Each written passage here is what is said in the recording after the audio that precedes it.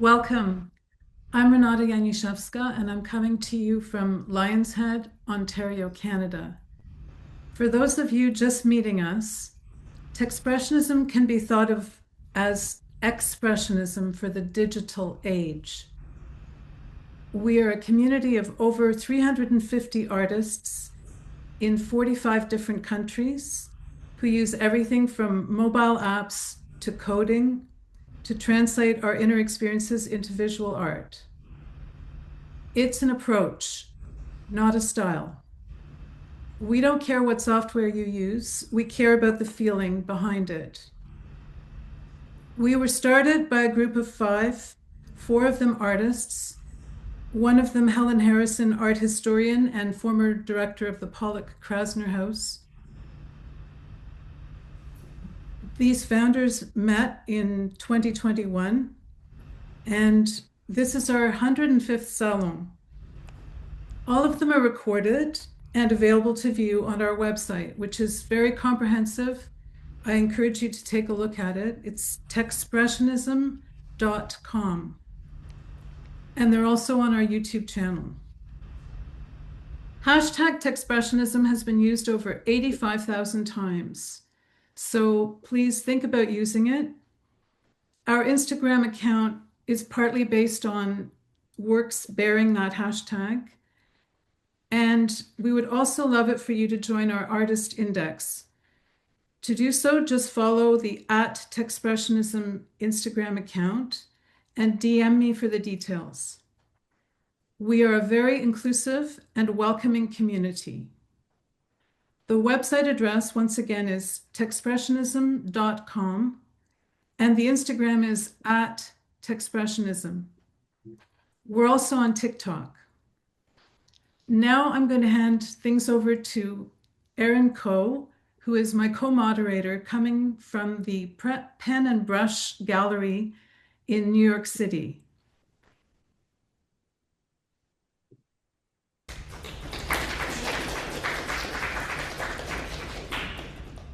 Okay, I'm going to play a short overview video.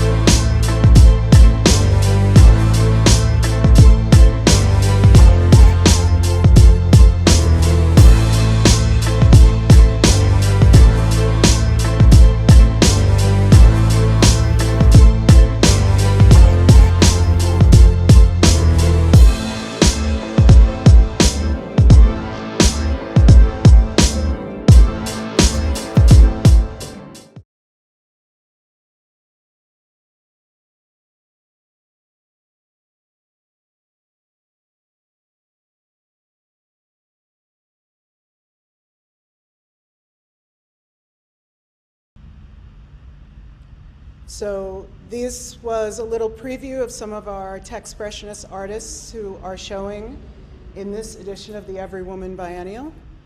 And we have their URLs. Please follow these groups. Here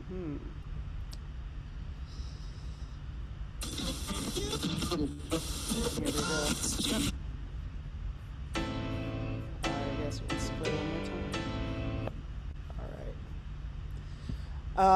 Thank you everyone for coming. I wanted to talk a little bit about the Every Woman Biennial, which was formed in 2014 when the founders noticed that there was not one woman in the Whitney Biennial. So their philosophy is near and dear to my heart in terms of activism, which is when you see something you don't like in the world, you go and you build the better thing. And then you get everyone to come to your better thing. So I've participated in the past as an artist, and this year I was invited to come on board as the new media curator. It's been an honor, and it's been a really awesome experience trying to fold in new media into what has been a very, honestly, edgy but traditionally mediumed art movement. And I just wanted to speak for a moment. Near and dear to my heart is the idea of why new media is important. And that is, it's kind of my mantra, artists need to have a seat at the table. And I think that the people who work with technology end up getting a very close-up view of what's being developed, what's being used. They become very media literate. So, and it's very interesting to see how artists take these tools that are often used for advertising, for manipulation, for other goals, and respond to the world. So today we're going to talk to 4 of our wonderful participants. 3 of them are actually new to Techspressionism, so I'm very happy to introduce their work to this group of international artists. And without further ado, before we move on, I would like to invite Parker Daly Garcia, who is the art director for Pen and Brush, so she can just tell you a little bit about the gallery, and you can hear about how mission-aligned these projects really are. So, yes, please take it away. Yeah.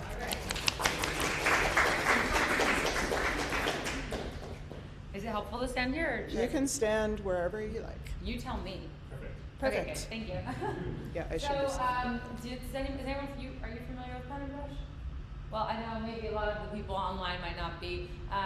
So we are obviously based in New York City. Pen and Brush is 132 years old. We are a nonprofit. We've only ever shown work by women since 1894, which is a pretty substantial accomplishment and something at that time, right? Yeah. So we're thinking about, I know you mentioned Techspressionism was founded, at least in part, by an art historian.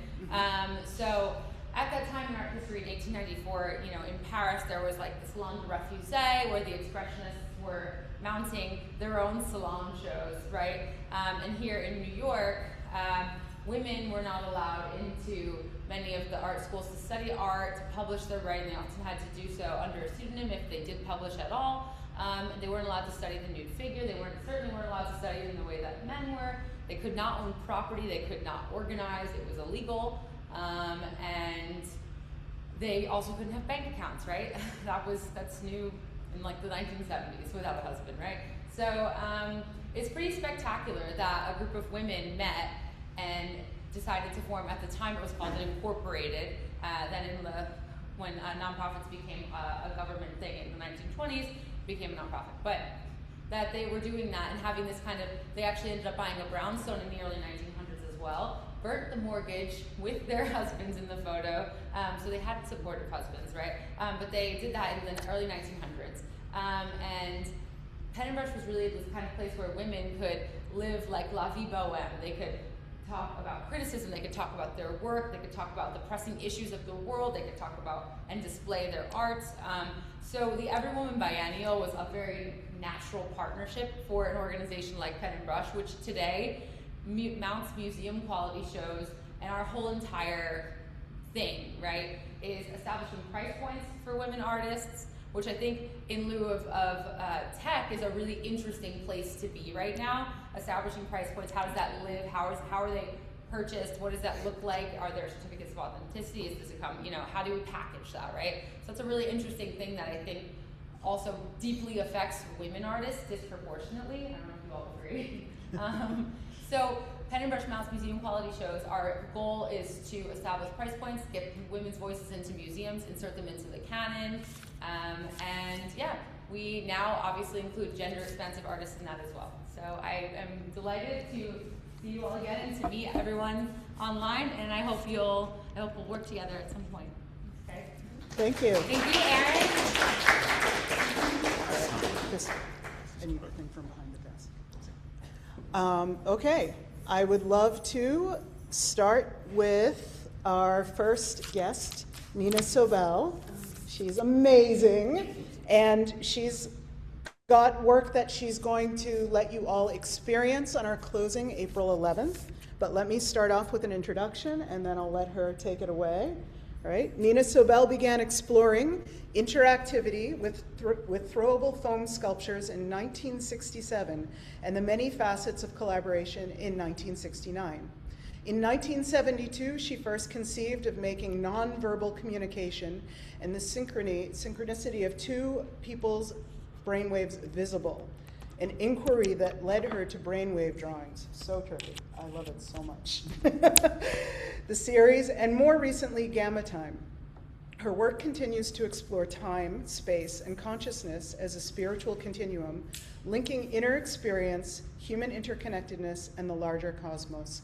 Please give it up for Nina Sobel. So, Nina, would you like to stand here, or would you like to, you want me to play the? You can play, Okay. Okay, you sit.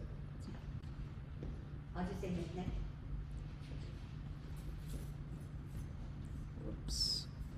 It won't play automatically, though, It- but I'll say next, right? Yeah, you can tell me next. You can definitely tell me. I know. Well, it's all a little casual. I think when you work with tech, it's like to make something really slick is a different, almost a different project. Anyway. Okay. Can you all see that at home? Like, can the Zoom audience see this? Yep. Yeah. Okay, great. Okay. Well, okay.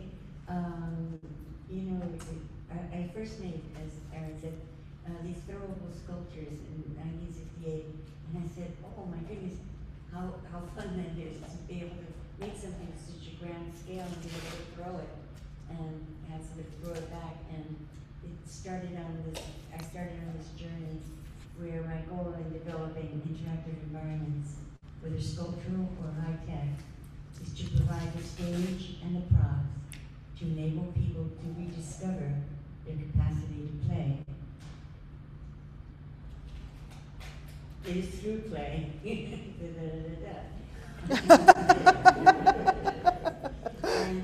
well, through this play, in 1972, a friend of mine from Cornell, whom I collaborated with, or a friend of his, we brought he had an alpha wave machine, and I said, wow, wouldn't it be great if we could both see both of our alpha come and be emitted at the same time? And he said, why don't we use my oscilloscope, one person on the x-axis, one person on the y-axis, and when you do that, it makes a circle configuration, like in the top, in the center. When both people are emitting the same brainwave at exactly the same time, it makes a circle. And I said, well, why don't we have in people's faces? Why don't we make a mental and physical portrait of them? And that's what we did. And oh, okay. Oh, you paused. Oh. Okay. Brainwave drawings. What are brainwave drawings? Okay. Brainwave drawings are the visualization of interactive, nonverbal communication that draws upon the social nature of the brain's electrochemistry as it reveals a deeper understanding into our internal dialogue made visible. That's all right. Thank you. And then in seeking more accurate transitions between us and the our brainwave output, began a search for more advanced technology, which I founded the neuropsychology laboratory at Paul Veterans Hospital with Dr. Barry Sturman, and he said, well, you can come back if you give me quantitative information. And I said, okay. And so they sent the output of both people's brainwaves into the PDP-10 computer, and it proved that one person was in fact influencing the other person non-verbally. And after that, he said, well, you can come back. And then in time, I did an installation at the Contemporary Arts Museum in Houston, where I set up a living room environment, and people participated, and I sent that tape to Barry, and he later became a psychologist of couples using biofeedback. followed in my path and took me up on it, I guess. And then in looking for further, more accessible equipment, I asked a couple of friends, and Mike Trivich again said, well, there's a new computer store opening in Santa Monica. I was living in Venice at the time. And he said, why don't you check it out? And I went in and I met Dick Heiser, who started it from the Rand think tank, and he hired me to work there. And so I worked at the first consumer access computer store in the world, and we used a homemade digital, analog to digital converter. Oh, 1 minute left. Well, we can. Let's just go through the slides. So let's just go through the slides. Just go through the slides. Just flash the slides. I'll just name the name. I'll just name it. No, this is good. So in 1988. Yeah, and then these are the graphics that we made with the Apple II, and keep going. And then 1992 at the Bronx River Art Center. Okay. And I invited passersby to come in and participate. And this is the next one is at the Center for Advanced Technology, where they had a camera, and people could click on the right-hand side of the armature and left-hand side of the armature, and they put on clay according to where they clicked. And it was the first telerobotic sculpture ever made on the internet. And then I said, well, why don't we take that camera to the streets? And we did, and it was a chauffeur-driven car that people on the web or people in the passers-by, again, could direct the camera so that they could see what was going on inside, because sometimes passers-by are quite disenfranchised from coming into a gallery. Then they need a little encouragement, so we gave them encouragement. And then I said, well, there's no internet to pass EEG back and forth, although we got a patent pending for it. But let's do seances in Banff. We were invited to go to Banff, and we did 4 seances, and where people interconnected over the internet. There, if you click on the sound, and then you click on the video, it'll show you how it's still active on our site. The frames at the upper left are one person in New York and one person in Banff communicating together. And for the audience, we had meditations set up, and you could respond to the meditations as they conversed together. And then, and now, Gamma Time. Gamma Time is called Gamma Time. This is very important because Mike Trivich from 1972, sent me an article saying how 40 hertz gamma light and 40 hertz binaural beats it stimulates your cerebrospinal fluid that goes to your brain, that washes it of plaque, amyloid and tau plaque, and prevents Alzheimer's and dementia, and improves creativity and cognition. So I said, oh, is there anything out there that lets one know when one is experiencing gamma? And he said, no. And I said, okay, let's go. And that was like in early 24, and we haven't stopped since. And now we're working on Gamma Time in Arbor's XR space. Participants move sculpture with their brainwaves, and they are colored according to the brainwave frequency. It's a work of progress, and the sounds change accordingly. So if you heard some sound going on in the previous slide that you'll all hear on Saturday night, each sound is aligned with a brainwave pattern, and as well as the colors on the screen. And in this case, the colors, the sculptures move in sync and in speed with your brainwaves. And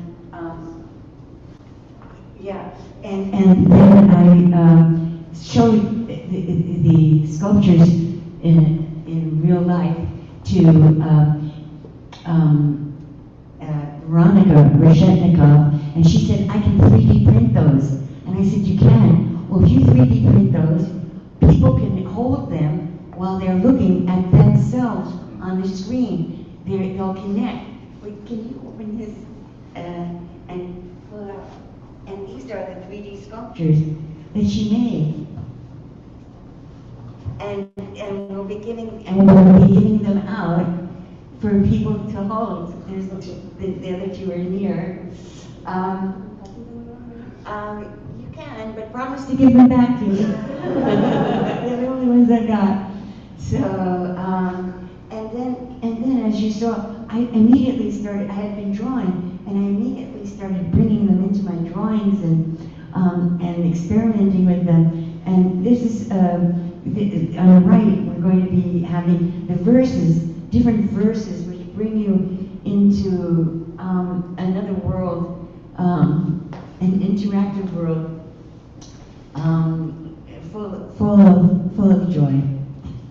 And the last slide is me experimenting again with these creatures.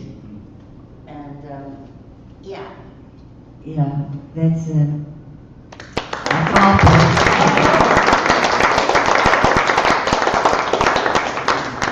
all. I'm collaborating with two very wonderful people, Naz Karagoth,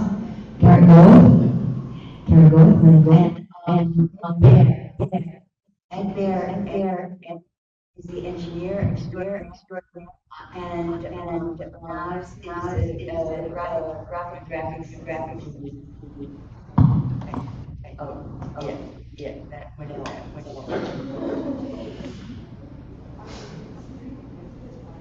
Okay. Wonderful. Thank you so much, Nia. I know that was probably a lot because, like, you do so many things, but we're going to be able to experience it in about a week, and maybe it's definitely worth checking out. So thank you so much. Thank you, Erin. All right, our next speaker is Whitney, and I will read a little bit about her.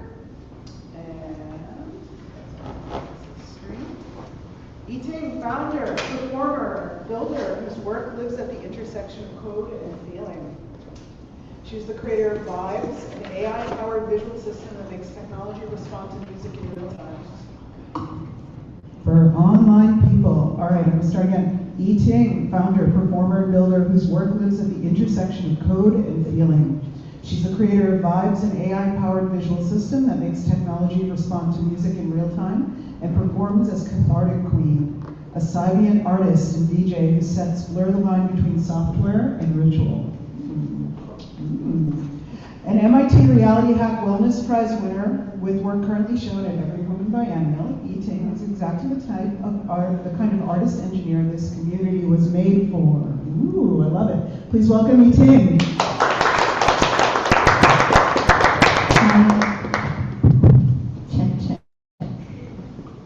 Hello everyone, my name is E.T.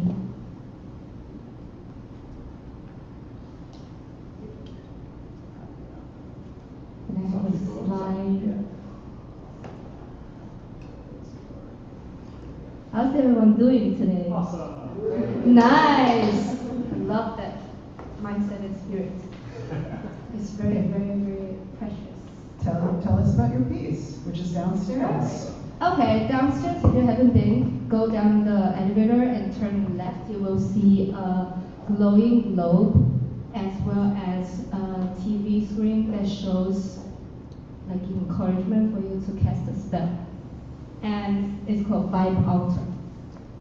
It's an interactive installation that invites you to cast a spell and also encourage a dialogue with the feminist scholars who have written issues about female empowerment and feminism. And this is what it looks like. Don't miss it.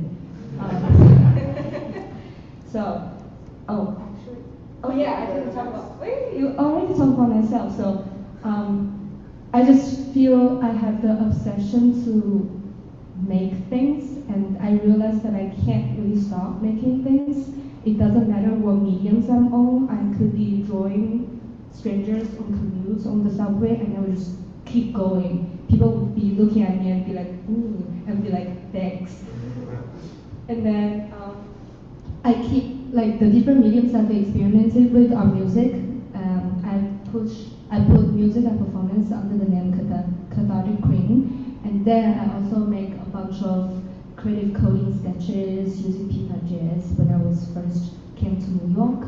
And now I've been expanding into more extended reality, and then lately I've been experimenting with a lot of AI, which is why I founded my company. It's an AI Visuals for Life events, because I love good immersive experiences, and I think everyone should experience that without paying expensive tickets or without like having high budgets.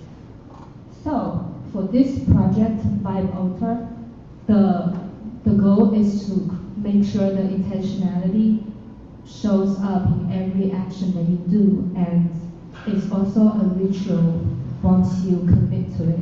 And I'm heavily influenced by Julia Cabaret, who wrote The Artist's Way, and I've been writing 3 pages every day as my morning ritual. And besides that, I constantly manifest things and work with quantum physics just to make sure that things come to me, and I want to bring the vibe altar to everyone to encourage the interaction and then allow them to get inspired. Maybe something that you are manifesting is something that you have in your mind. Maybe sometimes the quote from the feminist scholars would spike additional layer of interpretations of your daily actions. And if you keep going, there are 9 quotes here, and you can. It's basically a video loop of each 9 video, and those are quotes from feminist scholars. You don't know what you're gonna get, so better try it out and see if you can hit all 9. And I realized the reason that I love making things is because I grew up in an environment where my grandma from my dad's side constantly makes things. She makes pajama for all of us, makes shoes, crochets, and knits. It's so wonderful. Now every year when I visit home, I will just bring back some new addition that she created. And then for my grandpa from my dad's side, he plays erhu, so I learned erhu from him too. And my dad keeps on documenting stuff, which is why I'm currently documenting with my phone. It's just like so wonderful, and I want to bring the joy of making things into the world, which is why a lot of my creations are very playful and interactive.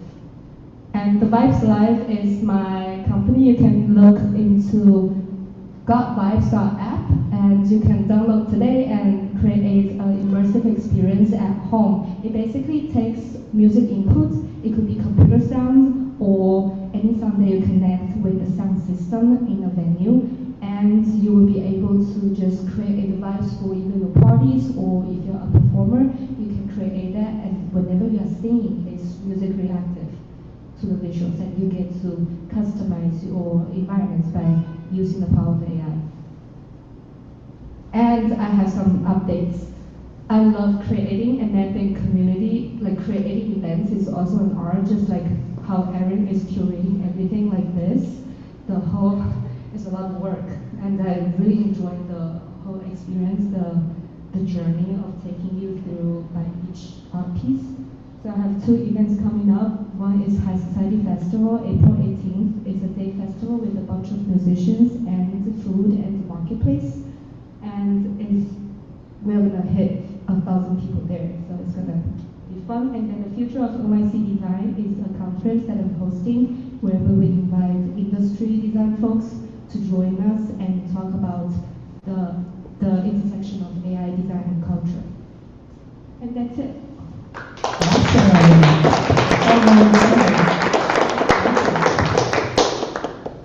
Okay. So our next speaker, I love, you know, we're just going in the order you guys said. So you chose chose this destiny. Tasneem Bashir is a game designer, educator, and visual artist that is dedicated to creating upbeat, interactive experiences, positive gameplay, and representative stories.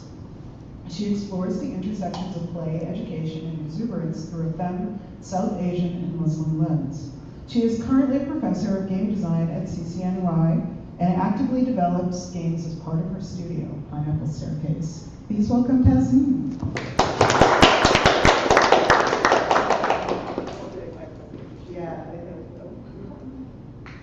So watch the cord. Yes. All right. All right. Hi everyone. My name is Tasneem. I am presenting to you today a video game that I and my collaborator.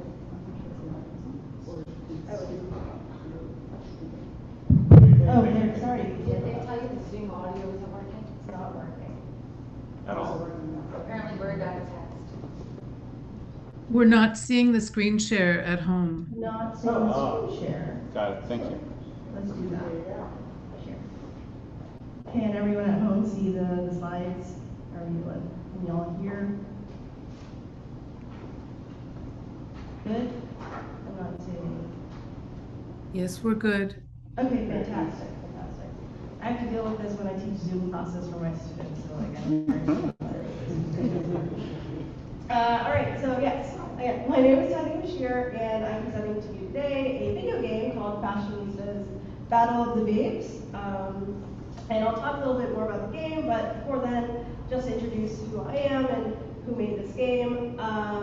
So me and my collaborator, Cameron Gonzalez, who's in the audience wearing a striped shirt, we are Pineapple Staircase. We've been working together since grad school at NYU Game Center. And essentially we always try to create games that lean into like absurdity, kind of weird silliness, as well as, you know, talking about our own personal stories and identities and like trying to pull on your heartstrings. So all of our games, while they look really silly and absurd, we're always coming in at the angle of our own personal backgrounds. So the game is Fashionistas, Battle of the Babes. It is kind of what it sounds like. It is a dress-up game where you pick an outfit, and your outfit determines your abilities, and then you battle it out with another person. So it is a turn-based, multiplayer dress-up battler game, if you want to get the technical game terms for it. So we really wanted to design this experience that was quick to learn because it's online. We were very inspired by a lot of Flash games of the 2000s. Like you go on a website, you click on a game, and you immediately know how to play it. It's really easy to pick up. So we wanted something that was quick to learn, energetic, but also really, really camp. I'm someone who, like, I love fashion, I love self-expression, so I wanted to just inject that into this game. So we took a lot of inspiration from drag, from just like bending gender norms and kind of like just all sorts of fashion styles. The way we approached this project was actually through this boot camp that we did last summer. So we actually had game constraints, and a lot of game development, if you ever go into games, is built on constraints. So we were given these kind of hard constraints. We had 10 weeks to make this game. We had to use a very specific engine. An engine is just a environment where you build a game. You do your scripting, you lay out your scene. So this new engine was called Turbo, and it also used this scripting language that we had never used before called Rust. Like, we are C# Unity people to the bone, so this was very new to us. And it also had the online multiplayer, which is also a new experience for us. So those were the given constraints. The kind of pillars that we gave ourselves, we wanted to make this turn-based. We wanted to obviously lean into the silliness, as is our like kind of motto as Pineapple Staircase. And also, we wanted to, while make like a really fun dress-up game, subvert like the classic gender bias that you see in a lot of dress-up games, and I'll talk about that in a little bit. But these were our constraints, and what we ended up with was like a great mood board of a lot of inspiration.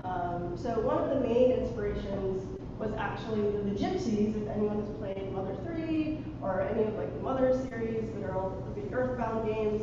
The Gypsies were like this cast of mystical, androgynous guardians. And I really loved the character design for all of them. And I was like, they're so fun, they're very obviously inspired by drag. And I was like, I want more of that. We want to see more of that. If this were a dress-up game, that would be really fun. So we took a lot of inspiration from that. We took a lot of inspiration from drag, of course. And then also we took a lot of inspiration from kind of that retro 2000s Game Boy aesthetic. So a lot of games back then, if you ever played on the Game Boy Advance or the Game Boy, were like turn-based, where you, like Pokemon is the classic turn-based game where you have your character and you're fighting another one and you just pick your attacks one at a time, and it's a very simple, understandable way of gameplay. So those were the inspirations that we were taking from. And this is a little bit of the back end, or not really back end, but like behind the curtain, all the stuff that we do to build a game. So yes, there's art, there's programming, there's a lot of just like design and flow charts and UI UX, and I wanted to share this because like I think the whole process of game development is a very playful process, and just kind of showing where we started with this really silly game. This is just like a big Figma board that Cameron and I were working on. And when we were designing like the outfits, we were just doodling some really crazy stuff that were like, what if this was a piece of clothing? What if meatballs were your shoes? What if a fish was your hat? And eventually all of those things ended up in the game, and that's kind of like the energy that we wanted to put into the game. Just like, you can literally wear whatever. It doesn't matter. Just wear it, and it's fun. As long as it's like fun and enjoyable, you can do whatever. Which is basically like the whole through line of fashionistas. So eventually, like, why did we even create fashionistas? Well, first of all, I think we need more dress-up games in general. A lot of the dress-up games that I played as a young kid growing up were like Flash games, like Barbie games, Bratz. And they were all really fun, and they were all like very foundational to my art style and the way I think about games. But they are very targeted to a very specific type of group. Young girls, pink, sparkles, and it's very, you know, gendered in a way that I wanted to kind of blur that line. So another reason why we created Fashionistas was to subvert the genre. And there's a whole conversation to be had about what is a game for women and why do games for women have the title versus games. There's not really a term for games for men because it's just assumed all games are for men. So we wanted to kind of blur that line where this game is a traditional dress-up game, which you would imagine, which you would traditionally assume meant for women, quote unquote. But it's also a battle RPG, which is like traditionally meant for everyone else. So just like kind of bringing everything together, we wanted to subvert those lines in the genre, and just at the end of the day, we want to make a really feel-good game. That like you can do whatever you want, everyone can play, and you just feel good, have fun, it's a quick good time. And before I go, I know I'm a little off, but I just wanted to show 20 seconds of the gameplay. So I'll just play this real quick.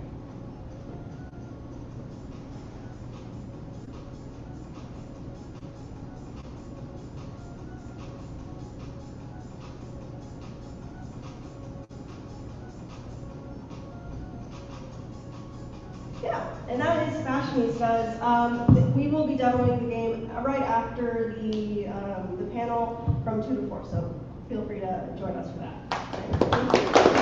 Thank you. That was awesome. So cool. Okay, we have one last presenter, and then we're going to have a little talk and a little Q&A. And thank you everyone for attending. This awesome. so exciting to hear everybody talk about their different projects. Let me read your introduction. Nell Inchi Lin is a Malaysian artist and technologist whose work bridges performance, language, and emerging technologies. Through installations, participatory systems, and embodied research, she explores how cultural memory, technology, and collective experience shape meaning. Her practice examines cosmologies for algorithmic life and rituals against optimization, developing forms that foreground care, presence, and relation. Lynn is a member of New Ink and Onassis Onyx, and has presented work at SIGGRAPH, the New Museum, and the Chung Wong Sculpture Biennial. Please welcome Adele. And I will say Adele's piece is downstairs, so if you haven't tried soft upload, please do so.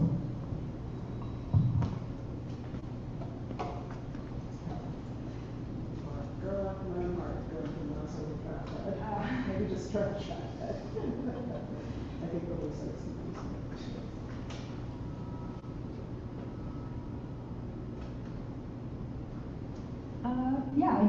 just so actually, in order to stay in the 5-minute timeline, I'll play a real work and then we'll talk about the piece. But it was so inspiring to hear, my fellow artists and technologists speak, and I just wanted to touch maybe quickly on how I came to technology. I went to school for interior design, and it was during that degree where I taught myself to code. But yeah, I started, it was a very interesting, expansive program when I studied in Australia, and I started thinking about spaces in an entirely different way, and a lot of what we were learning to do was how do we bring people together. And I started thinking about like technology as a material and as a medium. So I think the way I approach art and technology is always to, bring an audience into the work. And then yeah, I will play this. I'll play this room.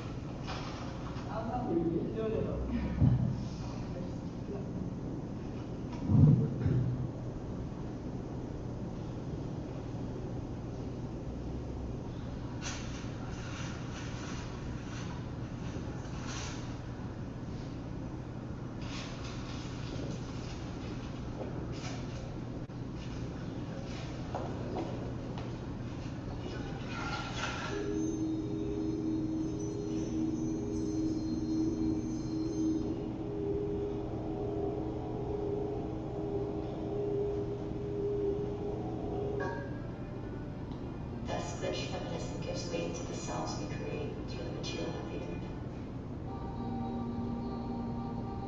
A good base that covers every synapse. If they can't be categorized, they may cease to exist.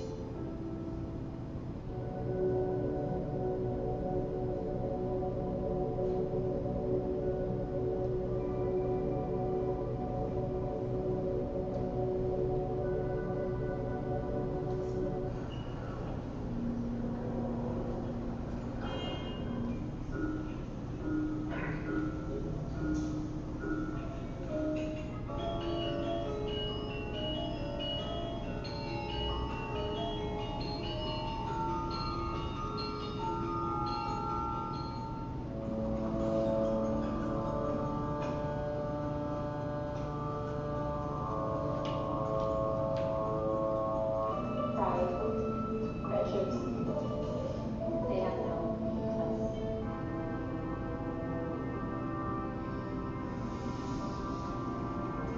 I embrace impermanence. Ancient force on land.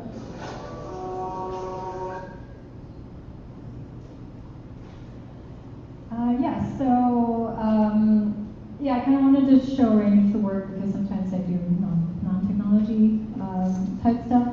But the last video and performance is actually kind of how folks would have encountered the piece downstairs for the first time.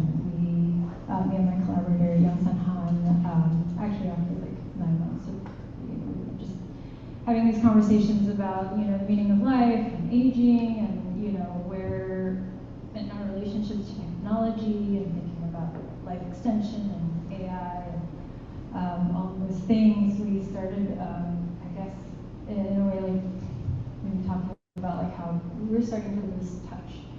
And so kind of created this performance, and at first we were thinking about like a play, like computer, you know, AI interface, and then we ended up actually like building something that we wanted to bring the whole audience into a collective ritual. So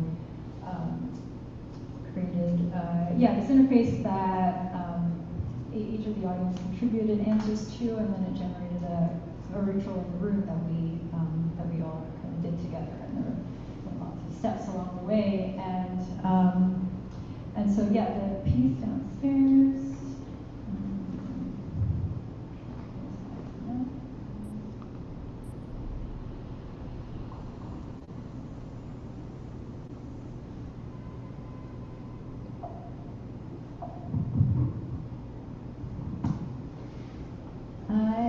So when you come into the piece, you actually kind of encounter this like pink curtain, kind of like a confessional booth that invites you in. And then you go in and you answer, you know, a few questions, and then a ritual is generated and it's printed out for you, and it's something that you can take home with you and you know, enact it at home or by yourself or something with, and then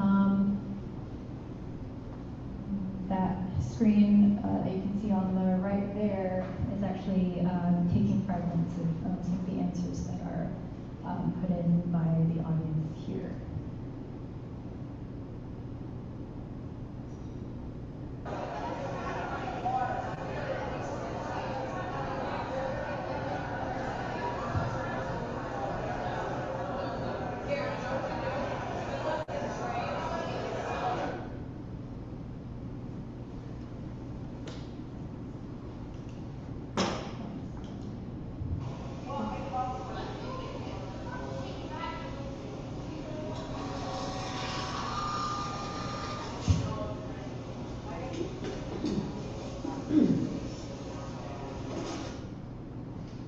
Videos for those who can't experience in person, and if you haven't tried it out, I would love for your thoughts to enter our collective consciousness here at the Every Woman Biennial.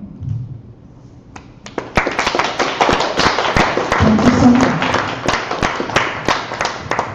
Okay, wonderful. So now I just have a few questions for y'all.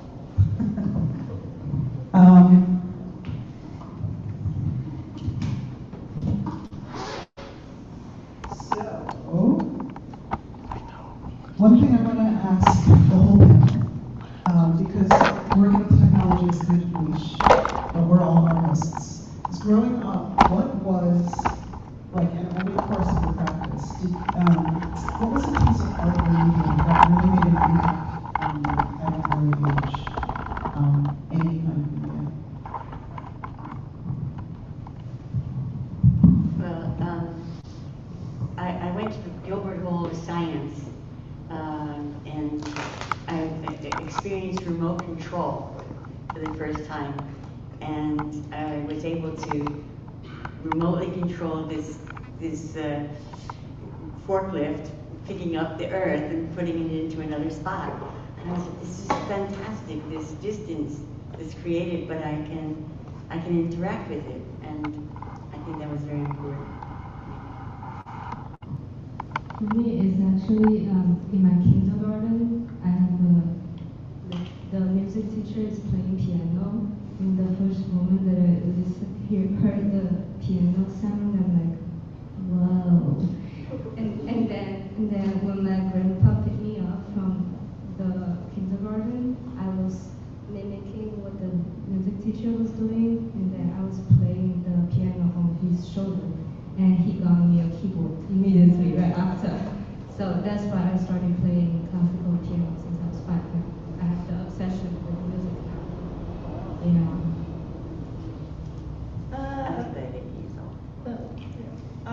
A piece of work that was impactful for me, it's not specifically like a piece. I'd say it's more like a genre. Magical girls. You know me, like they define everything that I do. The way I dress, the games that I make, like Sailor Moon, Winx Club, My Little Pony, like all of that. Like I just love things that are just so unabashedly fun and just like magical and mystical. And I take all of that into like the art that I create. So I'd say like magical girls.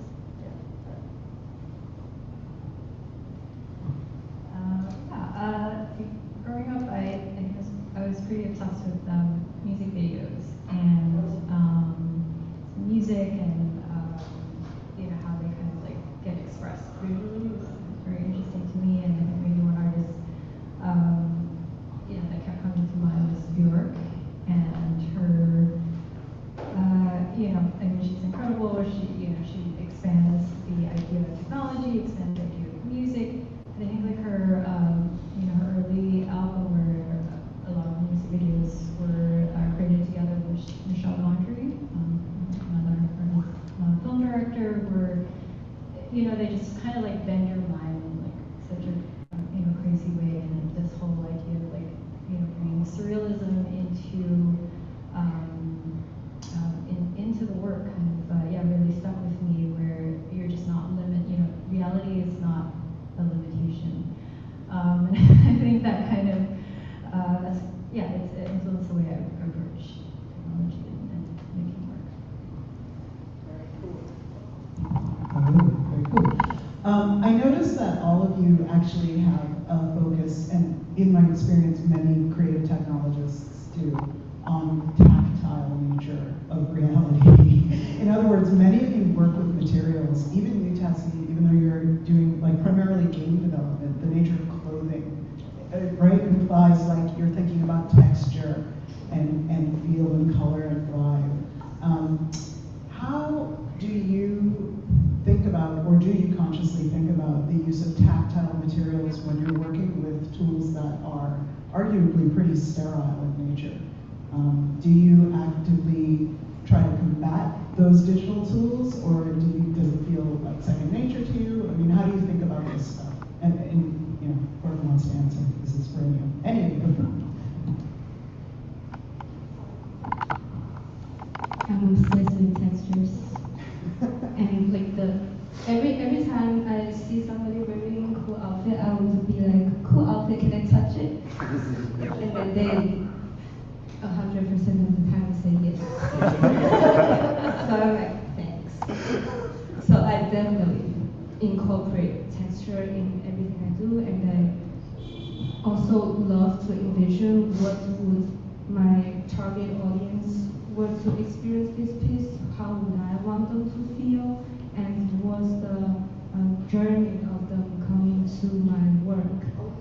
How would they approach it, and how would they feel it? And then in order to evoke certain feelings, you can do different senses of activation. So multisensory, you can do like different scents, you can do different like the tactile, and you can also do sound and visuals, and everything would add into the experience. That's why it's so easy to figure out how to make some things, but it's more crucial to figure out what makes the other person feel a connection with your piece.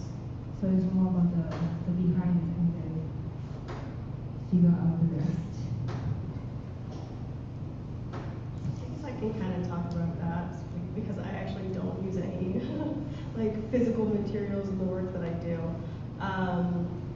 And I think it's an interesting thing to think about in specifically video games, because obviously in board games you are dealing with like tactile, you're dealing with pieces and cards, and but with video games, like we have the unique kind of problem where like everything is, you perceive it through everything but, you do get like that tactile through your controls.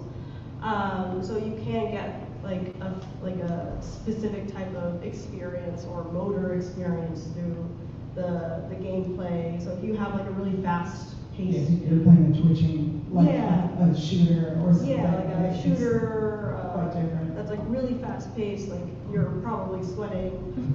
Your hands are sweating, and like you're clicking with your fingers a lot. Versus something that's a lot more slow, or like a walking sim where you're taking time, you're seeing the environment.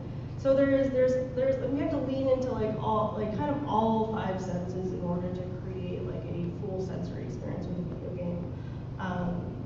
Do you have a preference for what type of reaction you inspire in people, whether you're making them, adrenaline fueled or slow down, or you like doing all? Like, do you have a preference? I'm actually very much not into like really hyper adrenaline games.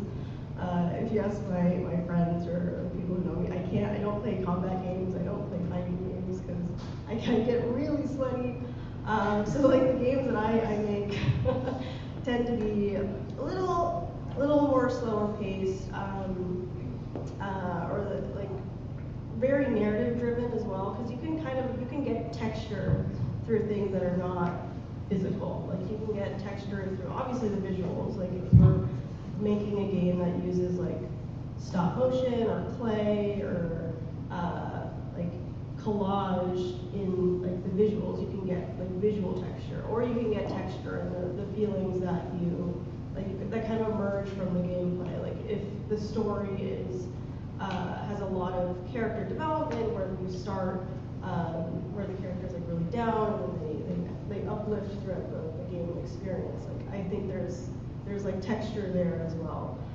So you can get like this kind of tactile experiences through all sorts of different methods and games, I think. Absolutely. You started off talking about using games to tell other people's stories, and actually a lot of what you said kind of speaks to the mission statement of this show as well, of subverting genres, subverting expectations. I think a lot of video game developers, game devs, really love the idea of narrative, and it's obviously something near and dear to your heart.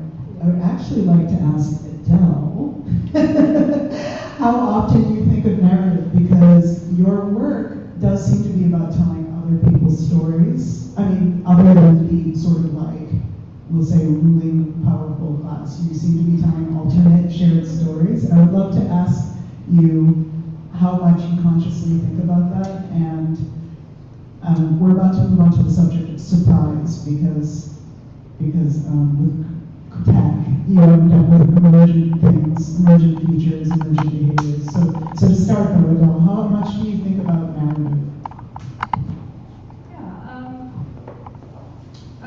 It's interesting actually. Like in talking about games, it's kind of where I started making narrative work, and I help run a group called Code Liberation, where we teach women to code through games, and I think that was kind of kind of my my entry into this space was also through like designing spaces, but how can the space tell a story? How can we encourage people to be together and share and be vulnerable together? And so initially a lot of my work was interactive in the sense that I was trying to put an audience into the piece, and I think the body is very central to what I do, and kind of thinking about our own embodiment, and and when I started, I was like getting people to do all kinds of like ridiculous things in my games, and after a while I was like, actually, maybe I need to put myself in the work, and that's how I started performing, because I wanted to start having a dialogue with the audience. So I would use my body to tell the story and the piece, and then then invite the audience in, and so that we could kind of have that feedback loop. But I think it's really important to have these different, whatever the platform is, to make it our own, and also to make space for people to share their experiences, because I often think I had a very conventional background and upbringing, and I was thinking like I'm just the one piece of this world, and everybody has their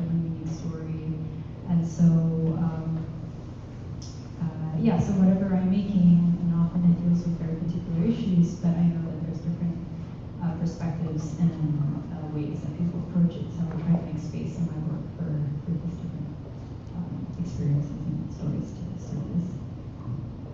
So dovetailing off of that, I said the word emergent behavior, emergent features, and you guys all started nodding. What are some of the surprising things that have happened as you built something?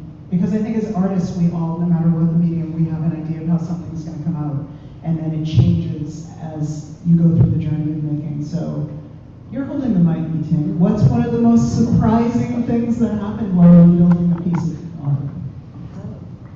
Wow, it's my turn. It's so interesting because every time, for me, I'm a perfectionist, trying to not become a perfectionist. Every time I make technology, like an application that I build, I would always want to add more features because I know that it's going to benefit a lot more people if I keep on adding stuff. But business-wise, it's not wise to do so.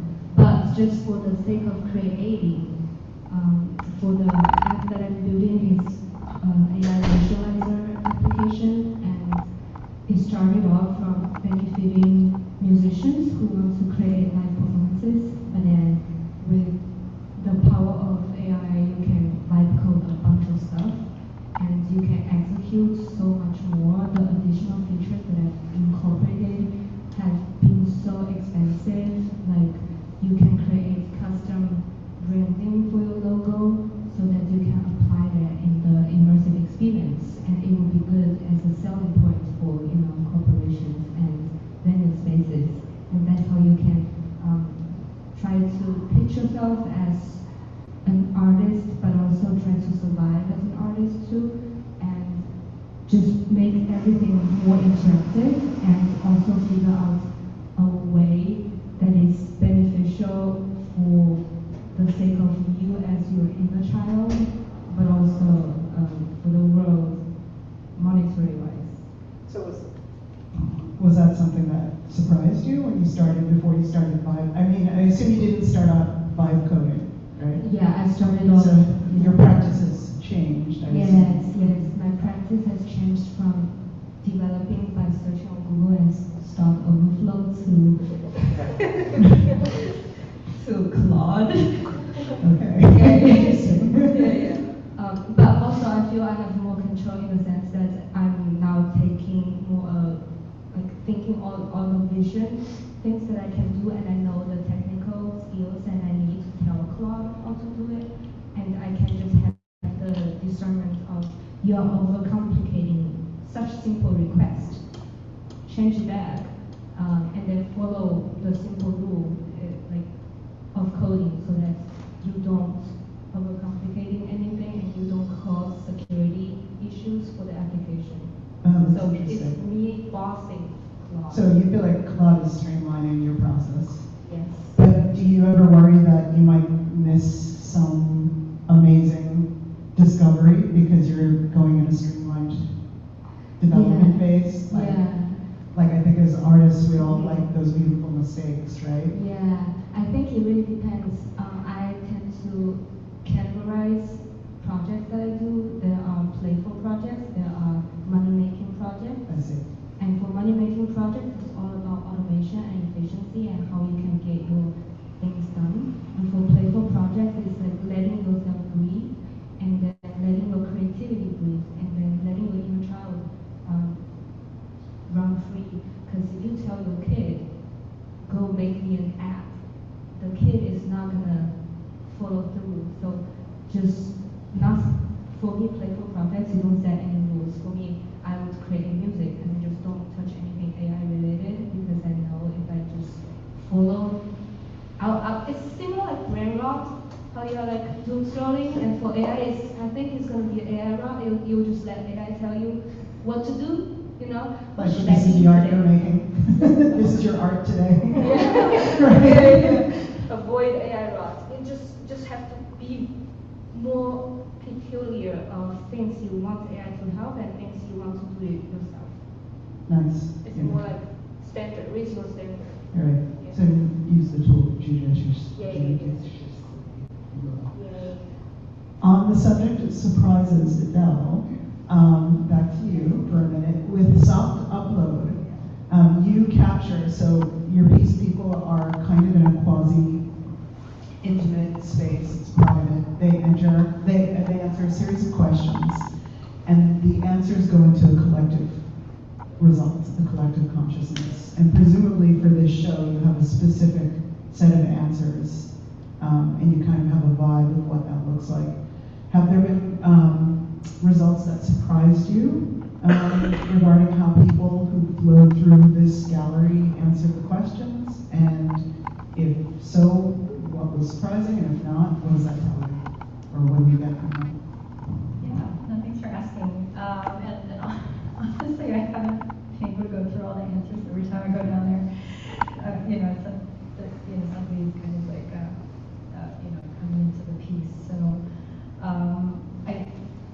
there was actually one very surprising thing when we got to the fourth decision is I have the sign in front of the curtain that says enter here, but people never enter the curtain. They always go around the side. Yeah, I kind of forget. But joking aside, yeah, on opening night actually there was a woman that brought her 14-year-old daughter, and she was going through the piece, and I think, yeah, one of the really surprising things is how kind of poetic she got. Her mom was talking to me and like sharing some of her answers, but some of the questions I asked are about your fears and what do you want to preserve, and I don't remember exactly what she said, but a lot of it was like about time, and worried that she wasn't going to have the impact that she wanted to do. She wanted to do all these things. She was worried that she wouldn't be able to do those things, and it just kind of reminded me that we go through these different journeys in our life, and these fears actually or these dreams, these visions, they kind of carry through with us, and so it doesn't matter where you are on your journey. Like if you're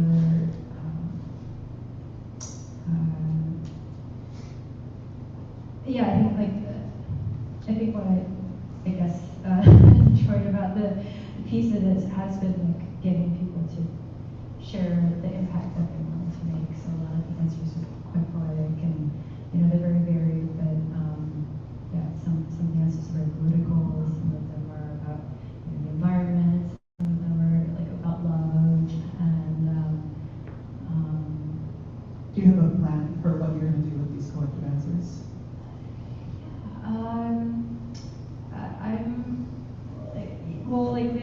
One idea I had was kind of thinking about it as a tapestry, and then maybe after the show, that's something that we can create, maybe some sort of tapestry with the answers, or the data analyst in me is like, let's find the patterns and words, and how do you connect these answers, and maybe there's layers, and how do you characterize people.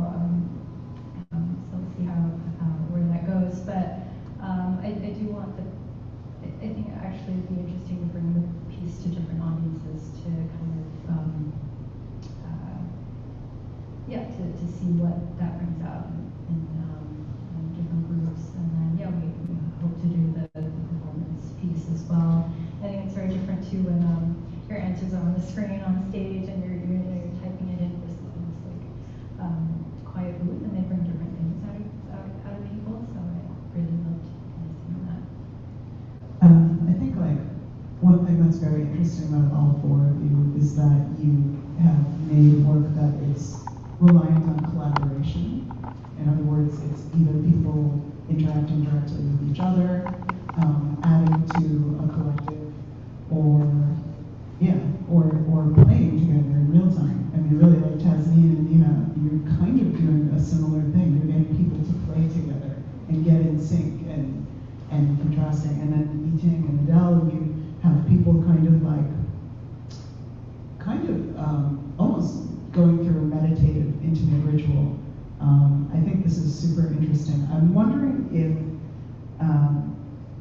this has been a conscious part of your practice. Like, have you always been passionate about connecting people and finding that connective tissue that seems to be almost psycho-spiritual at times? Or is it something emergent, or has it been a mixed bag? I would love to hear from Nina, because especially, like, what about inspiring and helping people make brain drawings together? Like, how did you come to that? What about that excites you? Well, you're getting people's brains to draw in real time. I think I can talk without it. You can hear me, right? Yeah. Thanks. Well, it all started with the two of us trying out the Alpha Machine, and then it transformed into more and more people, and then I wanted to make it a global. I wanted to make a global. I still do, and it started in 2000. Getting a patent. It was in patent pending, and trademark was Brain Chat, and making a global interactive brainwave drawing of constellations. And was it through play though? I mean, like, let me just ask it more bluntly. I'm gonna ask all of you, why? Because it's a playful act. It's a joyous act. It puts me into a place of with humanity, and what else am I doing here but being with other people?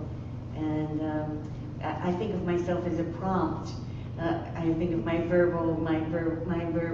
verbiage is like a prompt to collaborate with other people, to absorb my words, for them to engage with my words and me to engage with them, and then they create with me images or objects or matrices that evolve the world, I hope. I love it. Eating, what's your why? Why do you do what you do? Oh, why? Why did you do that downstairs? Why'd you make that thing? Oh, why? That's such a wonderful question. Because I really enjoy deep conversations. And when I hang out with my friends or talk to anybody, I try to ask questions because I want to see their soul. And that's the goal. Like, my life on earth is to learn about other people, get to know their souls, and the also to be seen too.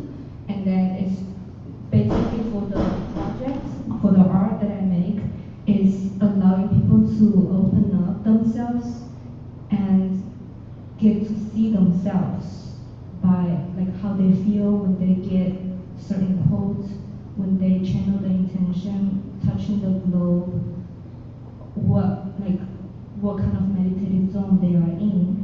And then once they know that, because oftentimes I'm right there, and then I'm the artist, and then we'll just start talking. And then with those like inspired moments, we started talking something in depth, and then that helps me to also learn about their own stories, because I hate to be in the silo of my own thoughts. Because sometimes you go spiral, right? And it's good to just get different perspective from other people, because everybody has a story to tell, and it's just so fascinating to get to know others. And for me, collaboration is default. And I never thought about just doing everything alone. I'm very hyper-independent, which is a curse, because I can do everything myself. But that doesn't really enrich me in whatever way. Is collaboration hard for you? Challenging, we'll say? Collaboration is not hard for me, but I do have standards of the quality of the work. So, but like collaboration in conversations, yes. Collaboration in work I have high quality, so I have very high standard of people that I work with, and yeah. Very nice. Hasneen, why? Why do you do what you do? Why'd you do that thing? Why'd you make that game? Yes. I think about art in like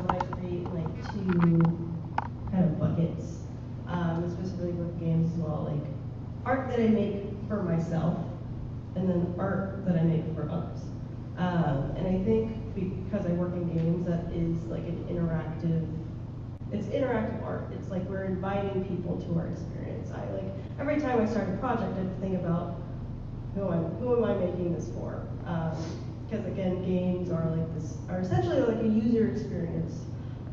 So I always have to think about like who am I designing this for? If I'm designing it for myself, like if I'm designing a piece that I want to just relay something really personal about my life, and I'm inviting others to join in on that conversation, the way I'll kind of approach that design will be a little different than if I'm going it from the other angle where I'm designing it for someone else and I want them to experience this thing in a very specific way. Can I ask, so do you use games as a medium for that first thing? Yes, yeah. I think it's changed throughout like my career as an artist, but I think games is specifically where I see I see the way to portray the stories I want to tell easiest through games, because I think I like art that engages people and makes them feel and interact with things. So in the other, like when you're making games for someone else, like you're designing like a very specific experience for them, I have to think about what are the feelings I want them to feel. How do those feelings emerge from the gameplay? What kind of mechanics and actions make people feel certain things? Is it just through gameplay? Is it through sound? Is it through like what we were talking about earlier, the controls and the texture and the motion, the motor skills? Is it like a ritual? Is it like the environment? So those are all things that I think come into play when you're designing something for, just experience in general, but just the interdisciplinary aspect of games, and just experience design in general is super collaborative. So I think it depends on the type of project I'm working on. So if it's for myself, then probably it's just me. But if it's like something that's a little bit more for a specific audience, for everyone, collaboration is just it's like almost natural and inherent. So. Good. Adele, why? Tell us why. So I think you asked two different questions. And Probably.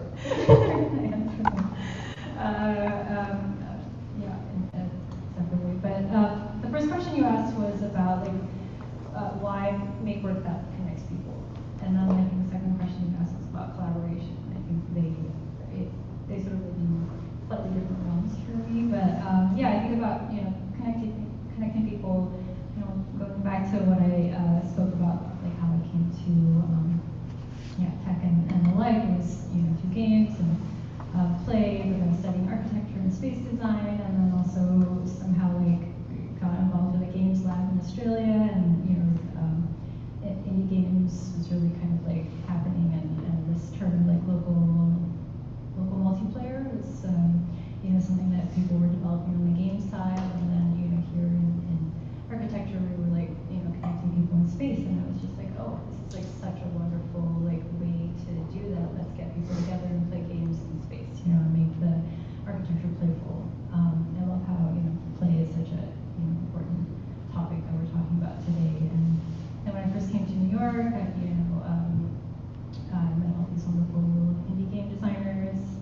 I joined Baby Castles, and met folks like Kyle Abe and Phoenix Perry, and everyone was making weird games with the body, and and I was encouraging people to touch each other, hit each other, and I was this is so really wonderful. So I think it just kind of slowly just sort of came together in that way. And then collaboration, I think because I guess I grew up in a very strict household, and I was never allowed to go anywhere. My mom had to follow me every time I left the house, or when I play game. When I left home, I just couldn't stop joining communities and just going out and experiencing things. So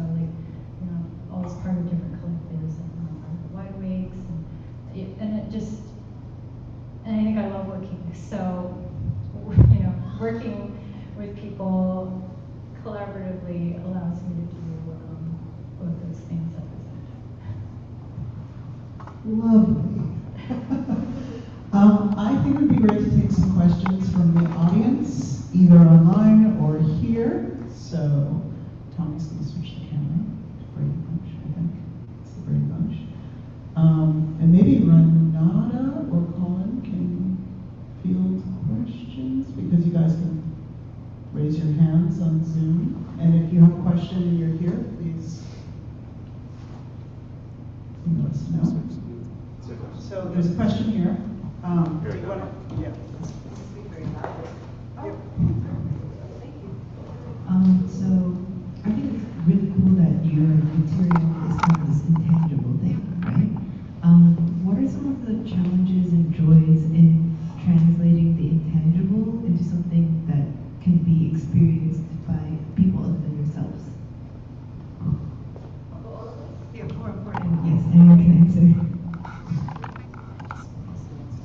I can answer that. I think just the whole conversation about working with a pretty intangible medium to create tangible feelings is a really interesting concept.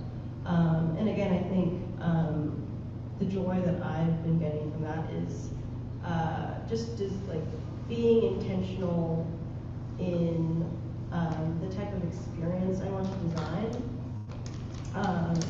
So in games, like we like to think about like what do we want our players to feel out of an experience? Like, do we want them to feel rage? Do we want them to feel competitive? Do we want them to feel sad? And then the goal is to just kind of create a framework in order for a player to feel that way.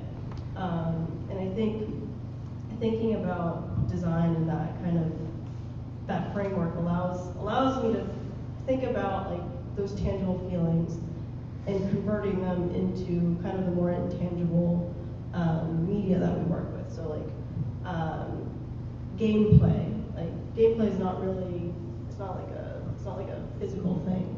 But they're like mechanics. So like how do you interact with another player? How what cards am I playing on my turn? And like how does that make me feel? Or like the sound design and creating like diegetic sounds and atmospheric sounds that just make an experience more immersive. So there's elements to it that are a bit more relative to like a tangible experience, like immersion. But all of those things I think go hand in hand with the conversation of translating tangible feelings into intangible media. So like that's kind of how I approach it. Like I think that's like one of the more joyous things of like my work in like game development as a whole. For me, I will go through my memories of certain textile features that bring me certain feeling that I want the other person to also feel, and I would also experiment with different groups of people to see does that make you feel, or I wouldn't ask that straightforwardly, I'll observe, because for user testing, sometimes the questions you ask may be leading in terms of the answers, so just watch. And then I would also lean in towards common sense, like, for textile feeling to translate, for textile interactions to translate into intangible stuff, there are also like color theories, music theory, what kind of hertz of music you want to play to get into certain zone for certain people. So those are different kind of design elements you can think of when you're creating an experience like that. Also, like you can just ask your network and be like, who's the music designer? Who's doing like sound design for stuff? And you can. I normally would just reach out for my network and ask for the expert, and then get insights from them for like music piece that I'm really working on for like the visual design, how to hook people, you know, stuff like that. And the more you ask your community, surprisingly they will get back to you, and if they don't know, they will refer you to more. So that's how you can also grow your network and then find reliable collaborators. That would help with the project. Yes, reliable. Yeah, reliable, not relational. Do we have a question from, or do anyone else want to answer that question about tangible and intangible? Yeah. I feel like you probably have some good insight. Yeah. I think of the intangible as my work in searching for the spirit and the soul and what's inside us and emanating that outside and turning it back again in a cyclical way. And the sculptures are like coming out from me into the clay, and they are becoming tangible, and then the energy gotten from them back into my work is the intangible, and it works in circular, cyclical ways.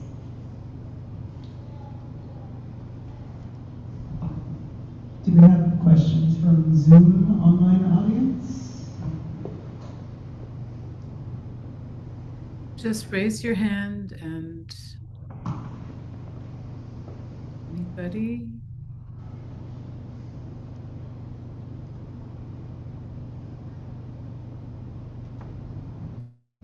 No? Well, I have another question that's more informal. Since you all kind of have some, again, psycho-spiritual vibes going on here.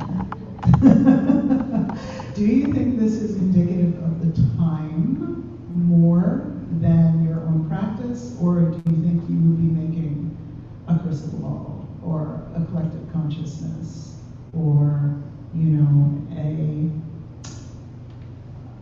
a game that makes you embody different people, different types of people, bodies, and clothing types, or, I mean, you know, you have a pretty good track record of being into like the brain space, but do you feel there's a greater need for this kind of work right now, I guess? Is the time influencing you more in this direction, I guess is my question. Yes, because we are all connected.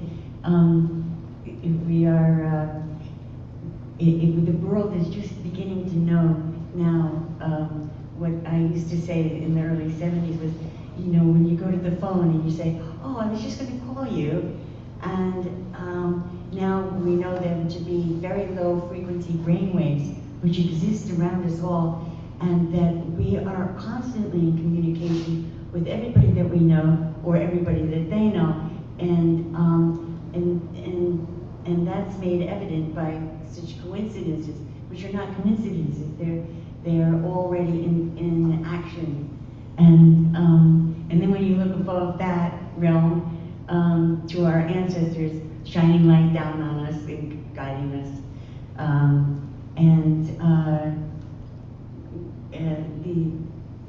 the time is now for everybody to cross-communicate, interconsciousness. We are in a time where interconsciousness and cross-consciousness it goes beyond the collective consciousness. It's a more of a knowledge. There's more of a knowledge about interconnectivity, and now. And so it's like my work is just coming into being at a time which is now. And I'm grateful to be alive, to be able to experience it. You're perfectly on time. You are the woman of the moment.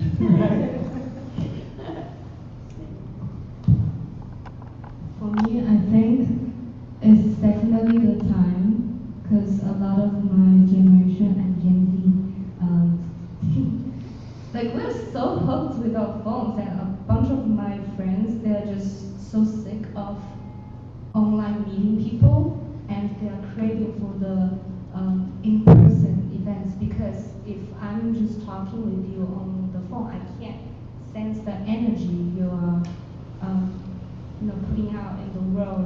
sometimes you just know without saying with a stranger, you're gonna vibe well, right?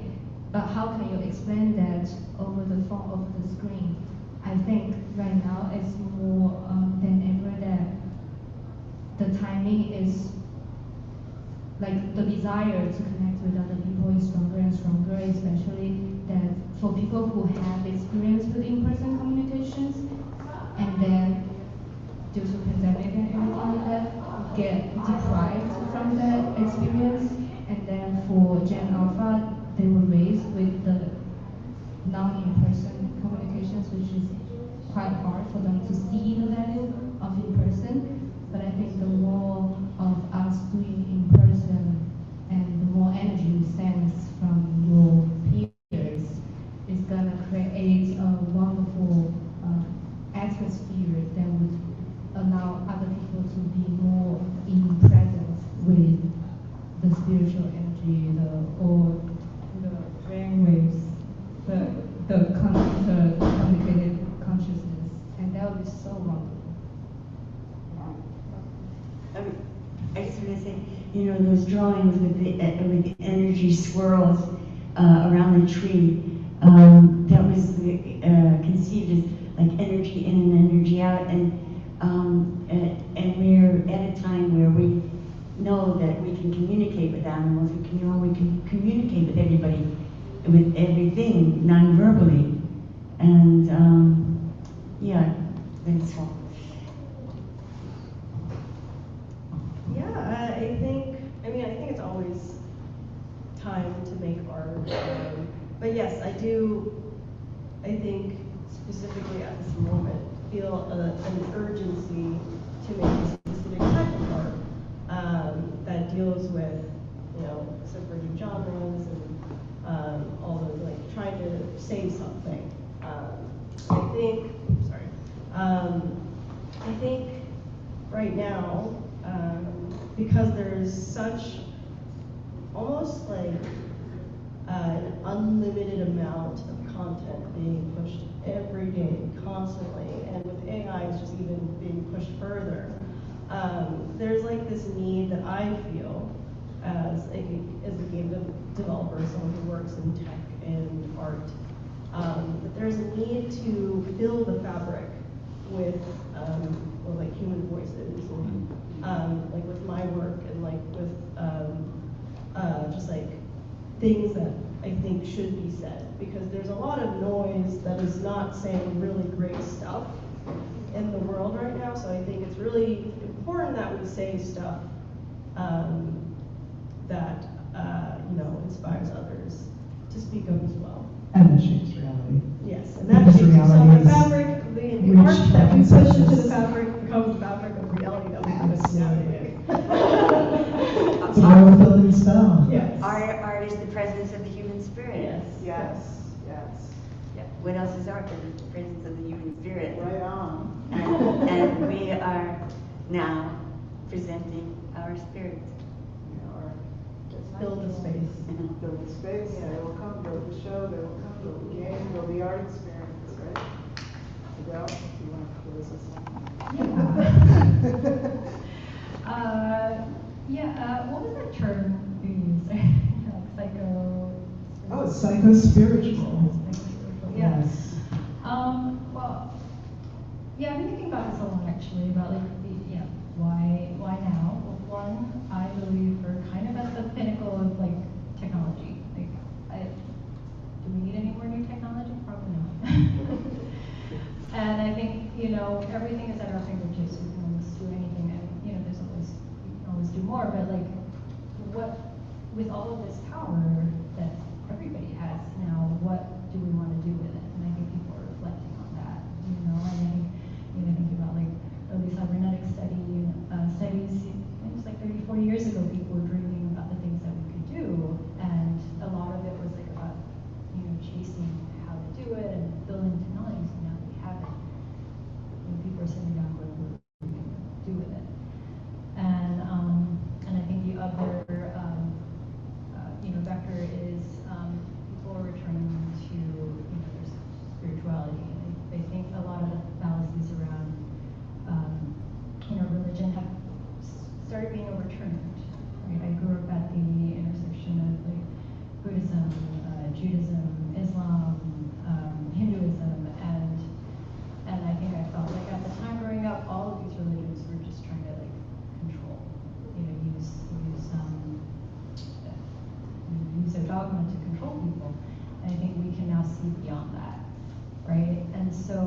once you take away that veil, that there's still all these teachings, right, over like thousands of years. You know, like people learn stuff, right, and they are passing it on through practices, through rituals, through text, and I think it's important we don't throw all of that learning away. So I think it's, yeah, we're at this nexus of like, you know, peak technology and also like, you know, peak information. It's very important for us to connect with our roots and the wisdom that have, you know, come before, and, you know, use what we have for change, for good, for caring about everybody instead of just our own betterment. Excellent. So I think that's it for now. That's a good note to end on. Thank you everyone for coming. Thank you to our amazing panelists. Thank you to our amazing audience here and online. Please stick around to play Fashionistas, Battle of the Babes. Do get out in your most fabulous look. I think some of the artists might stick around if you want to talk to them and ask them questions. And we have about a week left of this show. If you are in the New York area, please come visit it. Please come check it out. Try Vibe Alter, try Soft Upload. Definitely come back on April 11th for the closing. We have amazing performances and presentations, including Gamma Time. You'll be able to draw with your brain with 3 other people, which is amazing, and have that recursive tactile sculpture to XR to brainwave experience. Talk about biofeedback. Yeah, please come join us. Please keep up with Techspressionism if you are at all interested. It's a fabulous group. You should connect. Please keep up with Pen and Brush Gallery. It's a fabulous art space. You should connect. Please keep up with Every Woman Biennial. It is a fabulous art salon. You should connect. Let us all stay connected. That is how we triumph in what feels like dark times. But honestly, we are blessed. I am so grateful to all of you. Thank you, and have a lovely day.